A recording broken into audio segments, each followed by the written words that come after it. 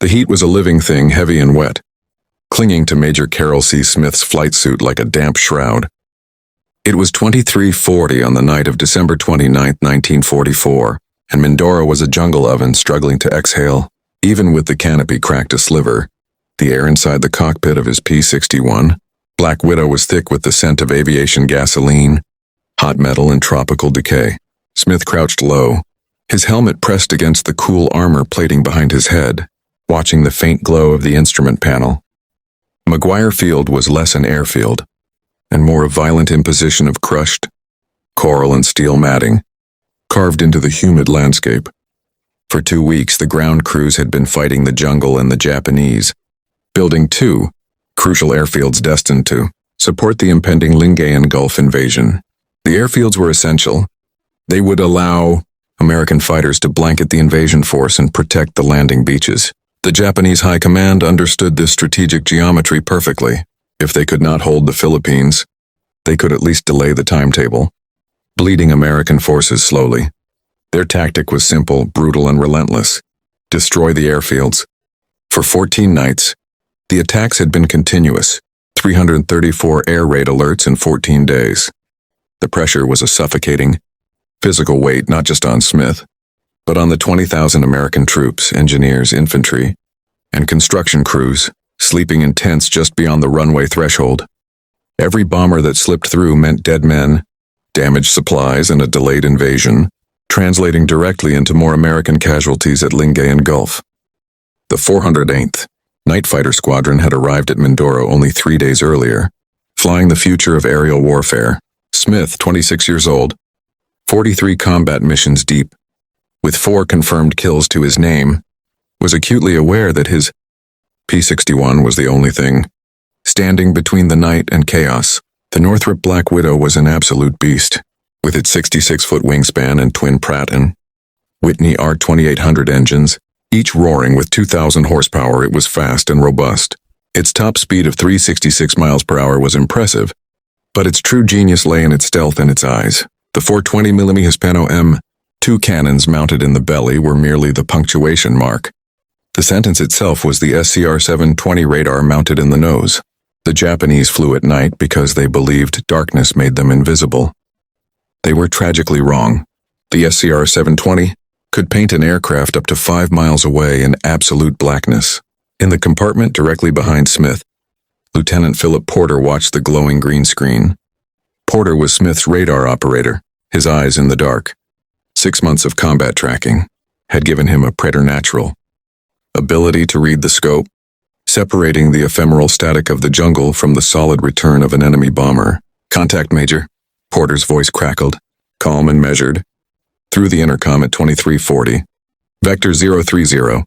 Range 5 miles. Single bomber, speed 180 knots. Altitude 8,000. Smith nodded, though Porter couldn't see it. He gently advanced the throttles. "Roger, 5 miles out. Just the one?" "Affirmative. At the moment. But I'm picking up a lot of chatter. They're coming in waves tonight. The moon is totally gone, sir. Heavy cloud cover. They're feeling cocky." Smith felt the twin R2800 surge, the Black Widow vibrating as she clawed for altitude.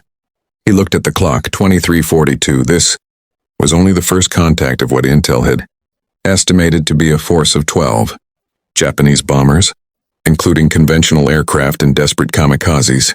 The brutal mathematics of the situation slammed into Smith. 1 P-61, 12 bombers. If he engaged one target, the other 11 were free to proceed. His fuel would last maybe 3 hours.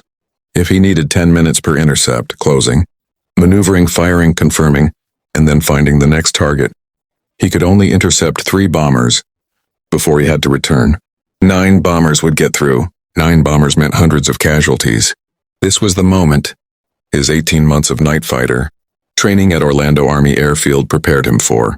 The night navigation, the instrument flying, the impossible gunnery practice in total darkness. The training was exhaustive because the cost of failure was absolute. "New contacts, Major," Porter said, his voice tightening slightly. "Scratch that. I have 4 separate contacts on the scope now, all heading south toward Mindoro, all at different altitudes, widely separated." Smith exhaled a quick, sharp breath. The number had just quadrupled. He had to make an immediate, impossible choice.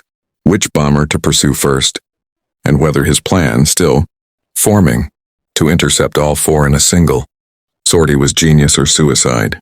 He pushed the throttles forward to maximum combat power. The Black Widow climbed at 2,000 feet per minute. Vector 035, altitude 8,000. Range 4 miles on the highest target. We take that one first. Phil. Smith knew the higher target was less likely to spot the glow of the airfields. Climbing used less fuel than a rapid descent. It was a minor tactical advantage he couldn't afford to ignore. In the blackness outside there was nothing. No moon, no stars, just the heavy clouds blurring the non-existent horizon. This was the invisibility the Japanese counted on. Porter guided him with relentless precision. Left 5 degrees. Down 3 degrees. Hold steady, Major, 3 miles. Smith activated his own smaller radar scope integrated into the main panel. The blip representing the target appeared, a faint, steady return.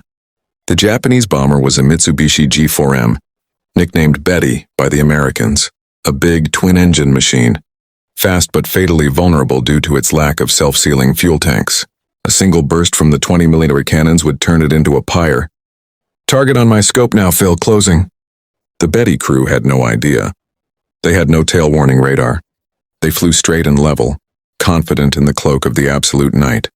The P-61 made that assumption fatal. Smith closed to 1,000 yards. Still nothing visual, just a ghost on the screen. 800 yards, 700. At 500 yards, Smith finally saw it, a slightly darker shape against the mass of dark clouds. He saw the faint orange glows from the engine exhausts, tiny, flickering beacons in the abyss.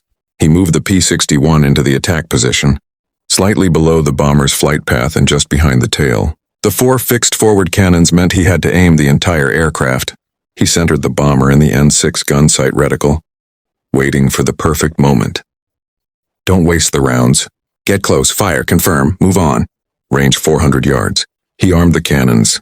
He squeezed the trigger at 350 yards. The 4 cannons roared, a deafening, metallic tearing sound even through the engine noise. The 20mm high-explosive shells, marked by faint red tracers, streamed toward the Betty. Smith fired for a conservative 2 seconds. 48 shells total. The Betty's right wing vaporized. The fuel ignited instantly in a spectacular, beautiful flash that suddenly illuminated the world. The bomber rolled violently to the right and plunged into a steep, spiraling dive, a massive funeral pyre against the clouds. 23:57 hours, 1 bomber down. 11 remaining. Smith watched the flames disappear as the wreckage impacted the water 8 miles north of Mindoro. He checked the gauge. 15% of his fuel was gone. The time was 0:14 on December 30th. Smith was 23 miles south of the first kill, chasing the second of the 4 initial contacts. Heading 180, Major, 6,000 feet. Range 6 miles. Porter sounded like a librarian reading stock quotes, but the urgency was palpable. Smith pushed the throttles to 320 miles per hour. The R-2800s drank fuel at a shocking rate at this power setting. Every minute at maximum speed cost me 3 minutes of patrol time. But he had to intercept the bomber before it reached the airfields and triggered the anti-aircraft guns. If the bomber got shot down by ground fire, it might still release its bombs first. The mission was to prevent the bombs from reaching the ground. The pursuit was agonizingly brief. 5 minutes later, Smith acquired the target visually at 1 mile, another Betty, flying lower than the first. The approach was clinical, precise, perfected by training and the cold horror of the stakes. He positioned the Black Widow below and behind, a black ghost against the night. At 500 yards, the bomber was oblivious, flying straight and level. Smith centered the crosshairs.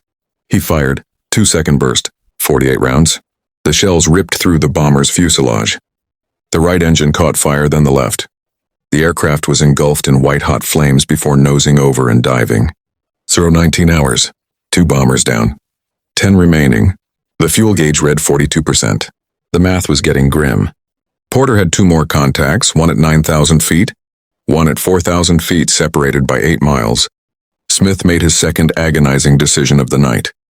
We take the high target first, Phil. Less expenditure climbing now than rapidly descending and changing vector. He turned north and climbed. The logic was sound. If he stayed high, he could dive on the low target later.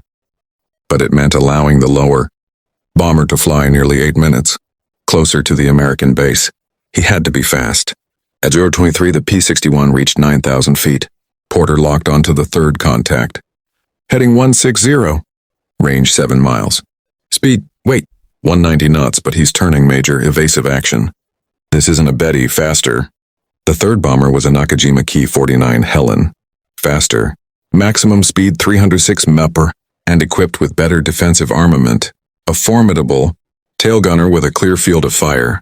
They've spotted the attacks. They know we're here. Smith couldn't afford a head-on stern approach.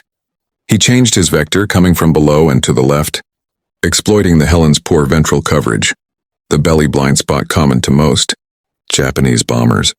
The Helen was a difficult quarry. It turned left, then right, climbing 200 feet, descending 300. The pilot was skilled, making radar tracking an infuriating game of prediction. Porter, however, was exceptional. He's stabilizing, Major, coming out of the turn, now. Smith closed to 600 yards. The Helen's pilot made a sharp turn to the right. Smith's P-61, stable and powerful, held the turn perfectly. He kept the bomber centered in his gun sight. Suddenly, a stream of tracers streaked past Smith's canopy. The tail gunner had spotted him. The element of surprise was gone. Taking fire! Smith squeezed the trigger immediately, desperate to end the engagement before the bomber pilot could initiate aggressive, unpredictable maneuvers. 3-second burst. 72 rounds. The extra rounds paid off. The 20-meter shells punched through the Helen's fuselage and vaporized the right engine. The bomber rolled inverted and began a dizzying spin. Smith pulled the P-61 away hard to avoid the debris that ripped off the dying airframe. 29 hours. 3 bombers down, 9 remaining. Smith's fuel gauge showed 28%. Critical level. Most pilots returned at 30%. Below this, any small delay, a navigation error, a faulty engine, a stubborn headwind meant forced landing or ditching in the Black Ocean. Status on the fourth fill. Range 9 miles, Major. Altitude 4,000 feet. Heading 170. It's the low target. It's close, sir. 12 miles from Mindoro. Smith could now see the faint, searching beams of the American airfields. Searchlights slicing the sky, too far to help, but close enough to underscore the danger. Anti-aircraft gunners were ready, fingers twitching on triggers. Smith descended rapidly, diving the Black Widow, conserving precious fuel through gravity. He leveled off at 4,200 feet, positioning himself for an attack from above. He needed speed and surprise. He acquired the target visually at 1 mile. Another Betty, flying straight toward Mindoro. No evasive action. Perhaps the pilot believed his mission was worth the cost of certain death. Smith positioned himself below and behind. He checked his ammunition counter, 512 rounds remaining. Enough for 3 more precise attacks. He had 23% fuel, below minimum safety margins. If I miss this shot, I won't have the fuel to pursue it again. It has to be 1 chance, 1 burst, then home. He fired at 034, 2-second burst, 48 rounds. The 20mm shells converged on the Betty's center fuselage. The port wing separated violently, and the aircraft became a massive, tumbling ball of fire. It impacted the water at 3.5. 4 bombers destroyed in 55 minutes. Smith banked the P-61 toward Mindoro. His fuel gauge showed 21%. McGuire Field was 18 miles south. He had approximately 36 minutes of flight time at cruise speed. The mission was accomplished. The remaining 8 Japanese bombers, whether detecting the attacks or simply losing nerve, had turned back. 0 American casualties. The Lingayen Gulf invasion schedule remained intact. But Smith's night wasn't over. At 042, Porter detected a new contact. Heading north, Major, range 4 miles, 7,000 feet. The contact was between Smith and his base. If it was an enemy, it was heading back toward the airfields he had just defended. Engaging it would drop his fuel reserves to a critically suicidal level. The alternative, letting it pass, was worse. Smith had 5 kills tonight, 4 bombers, plus the unspoken kill of preventing the others from reaching the target. Letting a 5th aircraft get through now would taint the entire night's work. Smith turned toward the contact. It's closing fast, Major, Porter reported. Too fast for a bomber. 1 mile.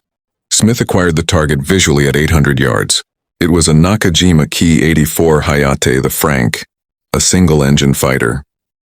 Faster, more maneuverable, and better armed than the P-61. In daylight, a skilled Frank pilot could outfight a Black Widow easily. But the Frank pilot had no radar. He was flying blind, searching for American planes that weren't there. Smith had the one advantage that mattered: surprise. He positioned the P-61 below and behind the faster fighter. Smith closed to 300 yards. His fuel gauge showed 17%. If he missed, he was dead. The Frank was armored. A standard burst might not be enough. He made his decision at 045. He squeezed the trigger for a 3-second burst, 72 rounds. The longest burst of the night. The shells tore through the Frank's tail section and engine cowling.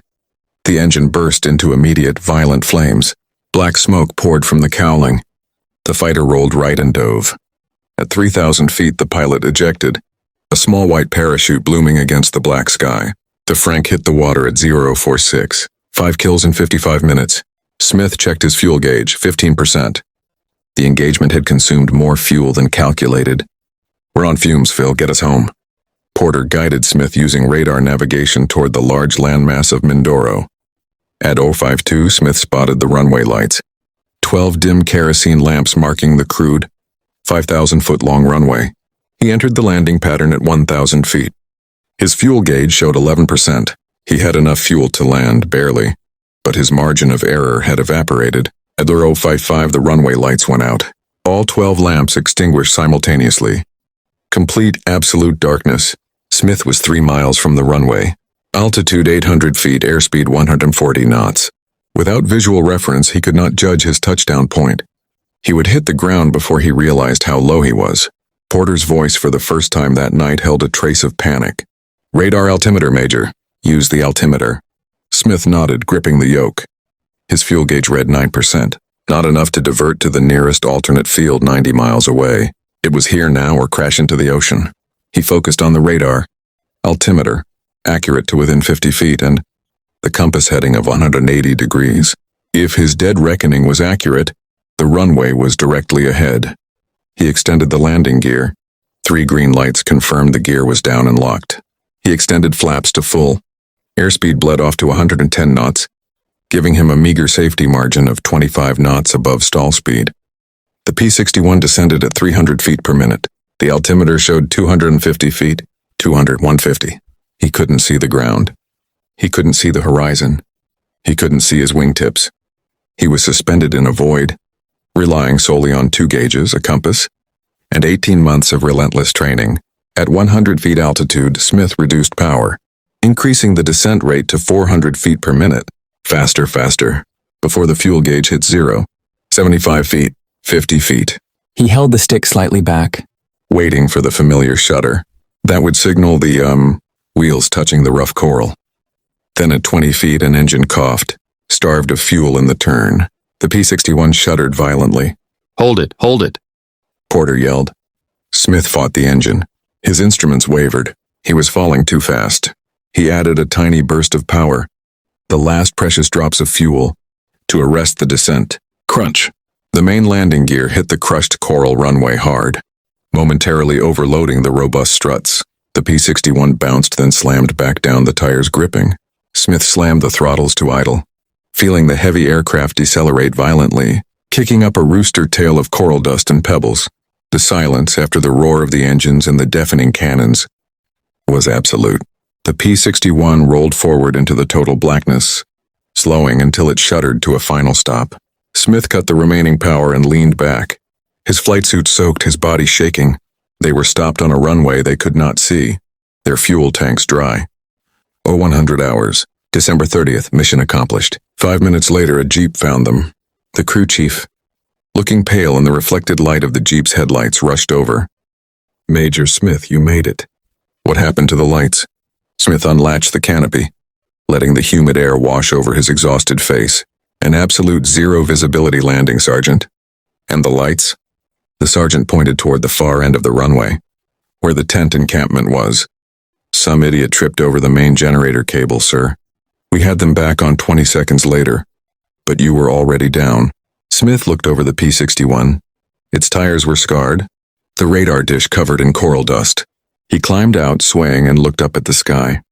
9 bombers were safe somewhere in the darkness, and the airfields were safe here.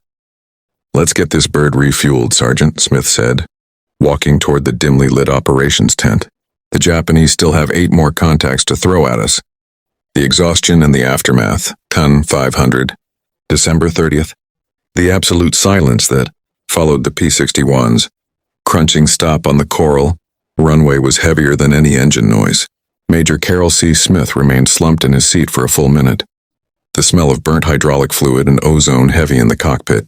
His body felt simultaneously hyper-aware and completely empty, a husk powered only by adrenaline residue. Lieutenant Philip Porter's voice, usually so steady, was strained. "I'm good, Major. That was close enough to smell the salt water. It was the generator cable, Phil. Tripped by an engineer, apparently. We weren't out of fuel. We were out of lights." Smith felt a surge of irrational rage directed at the unknown engineer to survive 5 combat intercepts, only to nearly crash due to a clumsy foot felt like the ultimate cosmic joke. The Jeep's headlights finally found them, bouncing wildly over the uneven runway. The ground crew chief, Sergeant Ryland, looked like he'd aged 5 years since midnight. "Major, Lieutenant!" "We heard the engines cough, sir, and the lights went out. We thought for sure." Ryland trailed off, pointing a shaky hand at the fuel gauge. Smith pointedly ignored the gauge, which hovered stubbornly at 15%. "Get the ground power connected, Sergeant. And start the refuel. We need a full inspection on the gear."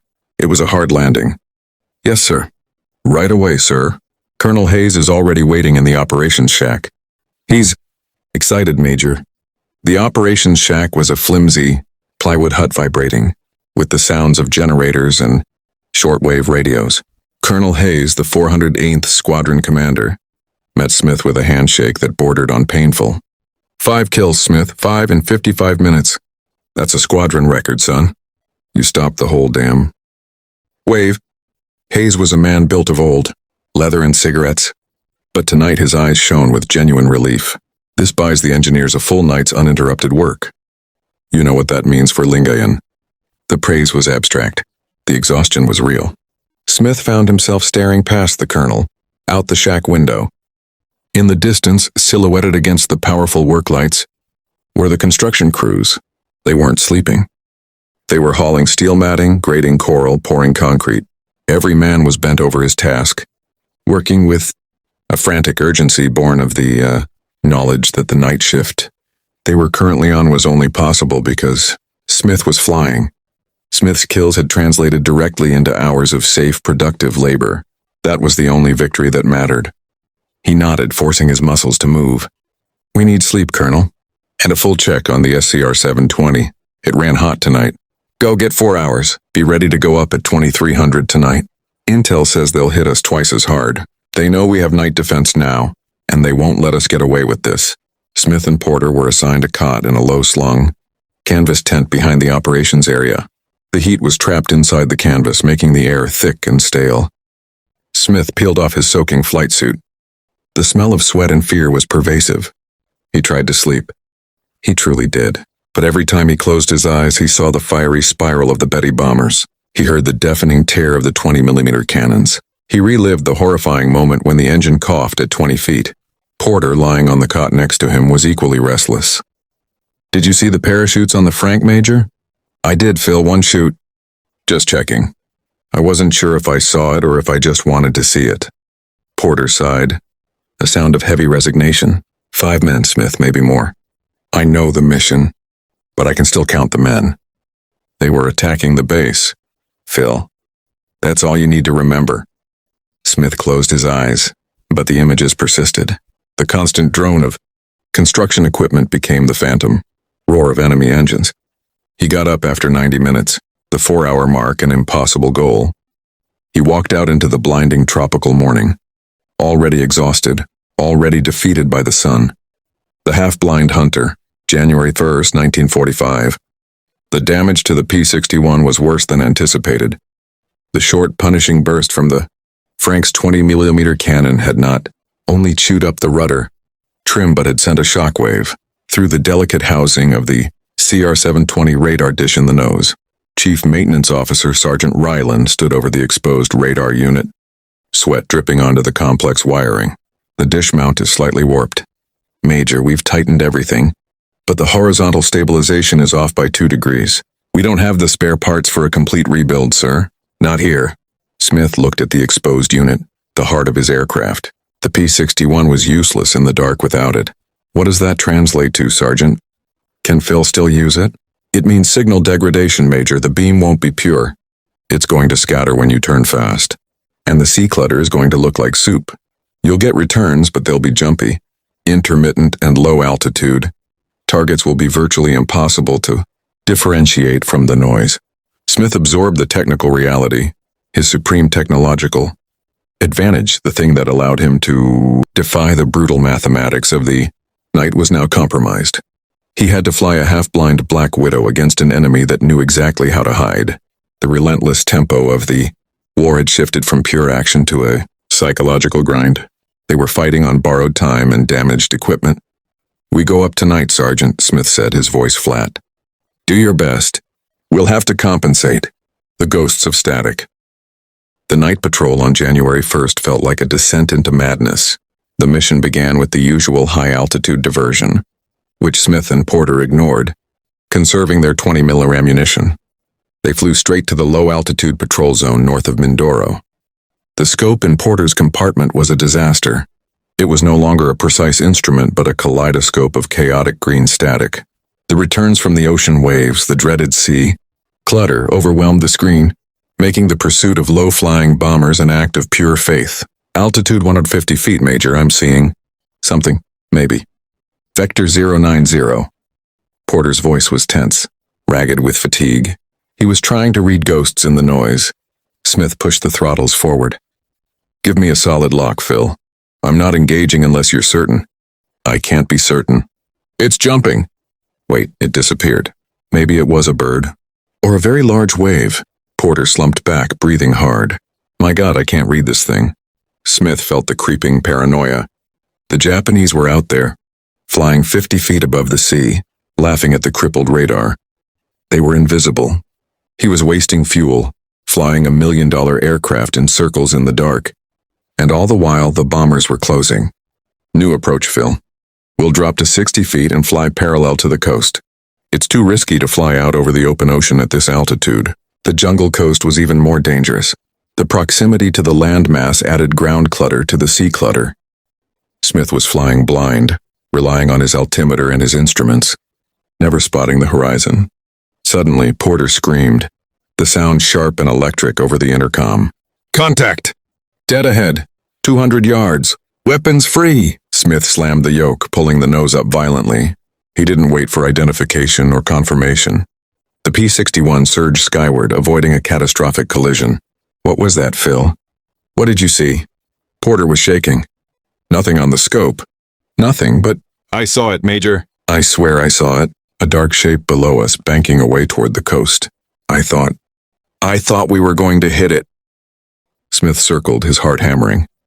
They were both running on fumes of exhaustion. Was it a bomber? Or was it a hallucination brought on by 2 days of almost no sleep and 3 hours of staring at violent static? The pressure to prevent another bomber from getting through was overriding their senses. They flew for another 20 minutes, tense, terrified, and saw nothing. The personal toll. Back on the ground, the internal conflict between Smith and Porter came to a head. Smith found Porter at 400, sitting by the sputtering lantern in the ops shack, smoking a cigarette he rarely indulged in. "We can't fly tonight, Phil. We missed something or we chased a ghost. Either way, we're compromised." Porter looked up, his eyes bloodshot and dark. "I saw it, Major, that dark shape. It was banking away, I know it. But I can't tell you what it was. That radar, it's killing me. It's feeding me garbage. It's not the radar, Phil, it's the time.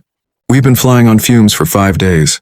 You're seeing things that aren't there. I'm making split-second decisions, based on gut feelings because the gauges are useless. We're losing our edge. We're the only edge this squadron has left. Major, Dixon's crew is fine, but they fly by the book. The book says this mission is impossible. You write the new book every night, and that book is going to get us killed. If the Japs send in another Frank, or if they just wait for us to crash, they win." Smith finally confronted the psychological wall of exhaustion. He hadn't slept deeply in days. His hands trembled constantly.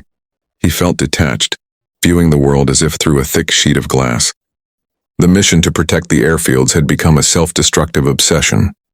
The critical loss, January 2nd. Smith ordered the P-61, grounded for 24 hours to allow the ground crew a better, if still incomplete, repair of the radar dish. He spent the entire day trying and failing to sleep. The consequence of this decision was immediate and brutal. The night of January 2nd, Major Dixon and the 2nd P-61 were on patrol. Dixon, following the orders to ignore the high-altitude diversion and focus on the low-level threat, ran into the exact problem Smith had encountered: unreliable low-altitude returns. At 0:30, a series of catastrophic explosions erupted from the south end of McGuire Field. Smith ran toward the chaos. Arriving with Colonel Hayes, the Japanese had sent in a coordinated low-level attack.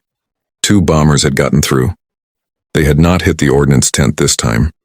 They had hit the fuel dumps in the mechanics' tent encampment. The scene was one of burning aviation fuel and screaming men. The engineers who had been building Smith's runway were running, panicked from the intense heat. 12 men were killed instantly. 24 were injured.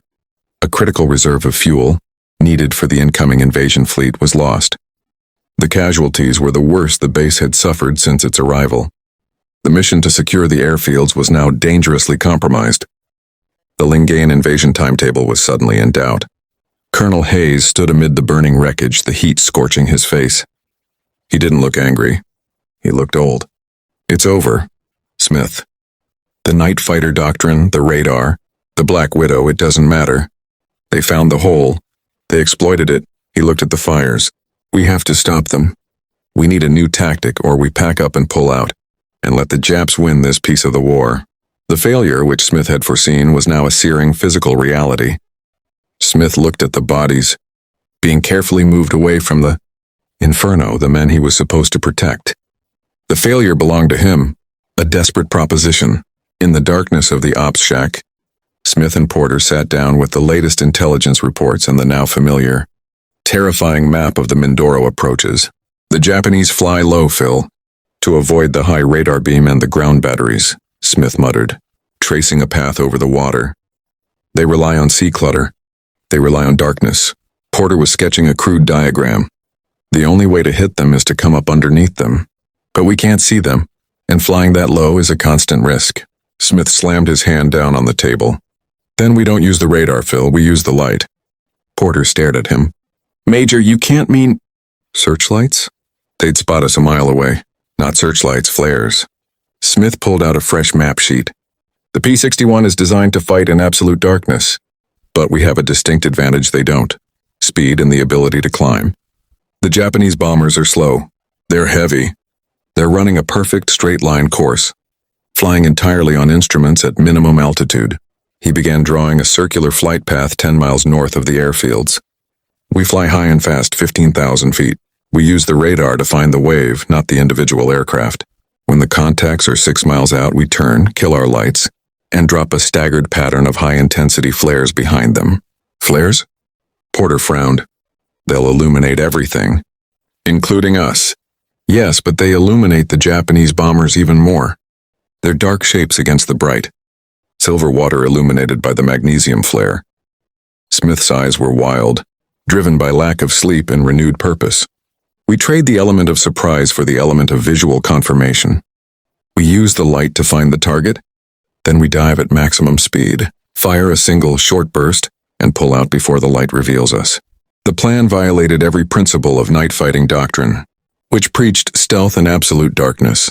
It turned the P-61 into a dive bomber, attacking from a high-altitude perch into illuminated chaos. It was reckless. It was brilliant. Colonel Hayes, listening from the corner of the tent, spoke up, his voice grim. "That is absolute suicide, Smith. The bombers have gunners. They'll see you silhouetted against the flare light on your diving approach.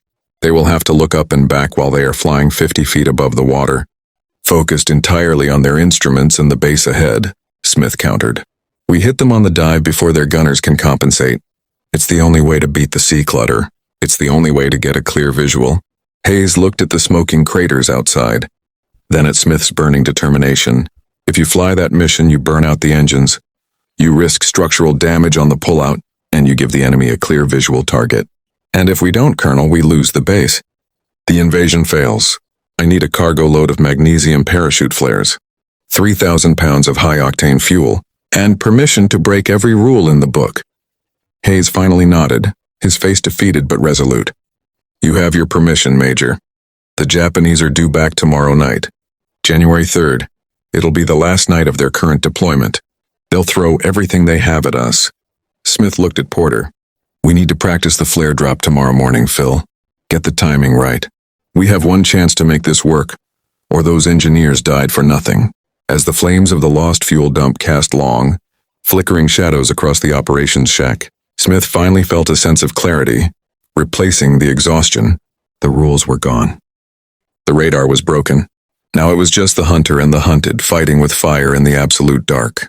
The next night would be the climax. The Reckoning, January 3rd, 1945. The air over McGuire Field on the morning of January 3rd was thick with anticipation, a mixture of fear and grim resolve. Colonel Hayes had secured the requested magnesium parachute flares, usually reserved for illuminating search and rescue operations, and had assigned 2 engineers to hastily fit the P-61 with racks capable of dropping a staggered pattern of 5 at a time. Major Smith and Lieutenant Porter spent the morning in 2 terrifying, high-speed practice runs. Smith took the Black Widow up to 15,000 feet, executed a sharp turn, killed the lights, and dropped the flares. The flares, descending slowly under tiny parachutes, burst into a blinding, silver-white radiance that turned the choppy Pacific surface into a shimmering mirror. The effect was instantaneous and shocking. For 15 seconds, the ocean below was brighter than day. The glare is incredible, Major, Porter shouted during the first drop. I can see individual whitecaps, but the moment I look up, I can't see the plane's nose. Good, Smith replied, his voice tight. The target won't see us at all during the dive. We'll be a dark blur coming out of the shadows, diving into the light. The key is the pullout. We have to complete the intercept and be back in the darkness before the flare burns out. The maneuver was physically brutal, diving the heavy P-61 from 15,000 feet to 200 feet at combat speed required maximum effort, creating G-forces that threatened to black out the pilot. Smith, already weakened by exhaustion, was fighting the machine in his own body. Hayes called a final briefing at 2,000 hours. The tension was palpable. Intel confirms the final push, Hayes stated, pointing to a new, denser line on the map. Largest low-level wave yet. 12 confirmed G4Ms and G6Ms flying at under 100 feet. They are coordinated, staggered, and they're coming in 2 groups. A northern assault and a southern flanking attack. The second P-61 is dealing with the south. Major Smith, you have the north. If they get through, we lose the base. Hayes looked at Smith. You are not to use the flares unless you have absolutely no option left. Standard procedure first. Smith knew the drill. Standard procedure was guaranteed failure against the low-level tactics. He had to trust his reckless plan. The duel in the light, January 3rd night. At 2200 hours, the P-61 Night Sentinel roared into the air. Smith climbed steeply, pushing the big fighter to its service ceiling of 15,000 feet. The cold air at altitude was a temporary relief from the humid ground pressure, but the real test was yet to come. Porter, his face grim, monitored the radar. The high-altitude decoys were present, but Smith ignored them, conserving fuel. At 23:15, the wave appeared on the damaged SCR-720. Contacts Major, heavy wave. Northern sector. 6 targets staggered. Range 12 miles. They are extremely low. I cannot get a solid lock, all intermittent blips. Porter's voice was strained, fighting through the static. Smith gripped the yoke. The decision point was reached. If he dropped low now, he'd run the risk of hallucination and failure again. Roger, Phil. We are going with the flare procedure. Arm the flare rack. Prepare for a high-speed dive. Flaring, Major, Godspeed. Smith positioned the Black Widow 10 miles north of the incoming wave, giving them just enough time to react. He banked the heavy aircraft, aligning his flight path parallel to the enemy's. Now, Phil. Release flares, 5-second interval. Smith cut the throttle. The twin engines instantly dropped from a roar to a whisper. The P-61, heavy with ordnance and fuel, began its descent. Simultaneously, the first flare rack emptied. Whoom! A massive burst of magnesium light erupted behind the Japanese wave. The 5 flares drifted down slowly, turning the 5 square miles of ocean below into a vast, blinding white sheet. Smith slammed the nose down. The P-61 screamed into a vertical dive, its speed accelerating wildly. Targets visible, Porter yelled, his voice cracking with the strain of the G-force. They're perfect, Major. 6 black shapes against the white water. They're scattering. The sudden illumination was the ultimate psychological shock. The Japanese pilots, flying entirely on instruments in the absolute darkness, were suddenly exposed. Their sleek G4Ms turned into perfect, exposed silhouettes against the silver water. Smith centered the first nearest bomber in the N6 gun sight. He was descending at 450 miles per hour. The sound of the wind screaming over the canopy was deafening. He had seconds. He squeezed the trigger. Short burst. 30 rounds. The 20mm shells hammered into the Betty's wing root. The aircraft exploded immediately, not just with fuel, but with the pressure of the diving speed, vaporizing into a cloud of smoke and fire against the bright water. Target 1 confirmed. Pull out, Major! Pull out. Smith hauled back on the stick. The G-forces hit him like a physical fist, crushing him down into his seat. His vision tunneled gray. He fought the blackout, every muscle in his neck and jaw rigid. The P-61 groaned in protest, its structure flexing under the extreme strain. He completed the pullout at 300 feet, barely clearing the wave tops. Reloading flares. Turning hard for the second attack. The first flare cluster was fading. Smith climbed steeply back into the darkness. He had to be fast before the Japanese pilots adapted their vision. He was back at 10,000 feet in 90 seconds. Target 2 is banking hard right, hugging the coast. Target 3 is still straight and level, Porter reported. Smith dropped a second cluster of flares, timed to burst 5 miles closer to the airfields. Boom! The second batch of flares ignited, creating a new blinding stage for the carnage. Smith dove again, targeting the straight-flying bomber. The Japanese gunner saw him this time, sending a panicked, inaccurate stream of tracer into the night sky. Smith ignored it.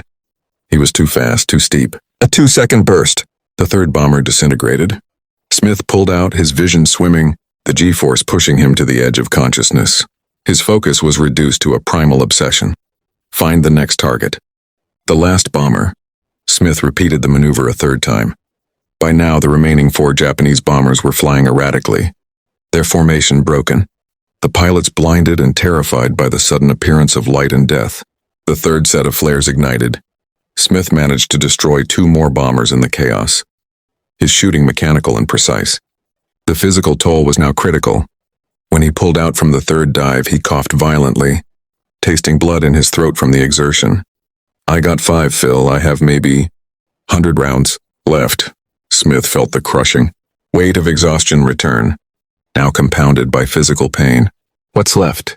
1 confirmed contact remaining, Major. The one that banked for the coast. He's low, fast, and he's almost at the base perimeter. He avoided all 3 flare clusters.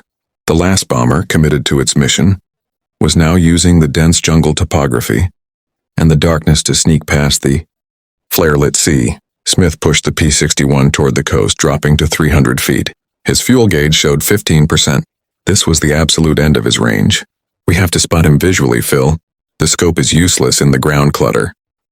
They flew for a minute in absolute darkness. The silence on the intercom was heavy with dread. Then Smith saw it, a faint, flickering red glow, just above the black mass of the jungle canopy, the engine exhaust of the final Betty. The bomber was less than 2 miles from the runway. Its bombs would be released in seconds. Smith fired the last of his 20mm ammunition, a desperate, long burst that spanned 4 seconds. The shells missed wide. Smith banked, trying to adjust. The low altitude was punishing. The plane was heavy, and his reaction time was slow. No ammo, Major! Porter screamed. The Betty pilot, sensing victory, dropped his bombs. They hit the edge of the field, kicking up massive clouds of dirt and shrapnel, far enough to miss the tents, but close enough to damage the runway surface. The final unconventional kill. The last Betty, having released its payload, now banked sharply to escape. We missed Phil. He's escaping. Smith was furious, defeated. Wait, Major! The bomber is turning back! He's turning back toward the runway. He's a kamikaze. The final desperate pilot knew he had damaged the runway, but he was committed to a final fatal blow, striking the runway lights or the parked aircraft. Smith had no ammunition. He had no fuel margin. He had one option left. Prepare for collision, Phil. Smith roared, pushing the throttle to maximum combat power, throwing the last drops of fuel into the engines. He flew the P-61 toward the Betty. It was a race against the clock, a game of chicken where the stakes were the entire invasion force. The Black Widow, larger and heavier, closed the distance fast. The Betty, flying straight for the runway, suddenly saw the massive P-61 barreling toward it. The kamikaze pilot tried to pull up. A final, desperate maneuver. Smith held his course, aiming the nose of the P-61 directly at the Betty's center fuselage. The Betty, climbing sharply, collided with the leading edge of the Black Widow's port wing. The impact was a sickening metallic tear. The Betty exploded in a violent final flash of fire and debris. Smith fought the controls, the P-61 yawing violently, shaking apart. The entire port wing was damaged, the engine sputtering and dying. "Major, the engine." "We're losing the port engine," Porter yelled, his voice muffled by the shriek of the damaged airframe. Smith cut the throttle on the port engine, fighting the tremendous asymmetrical thrust with the rudder trim and the remaining starboard engine, landing in darkness and daylight. The P-61 was now crippled, shaking violently, descending rapidly, and running on a single engine. Smith was 3 miles from the runway.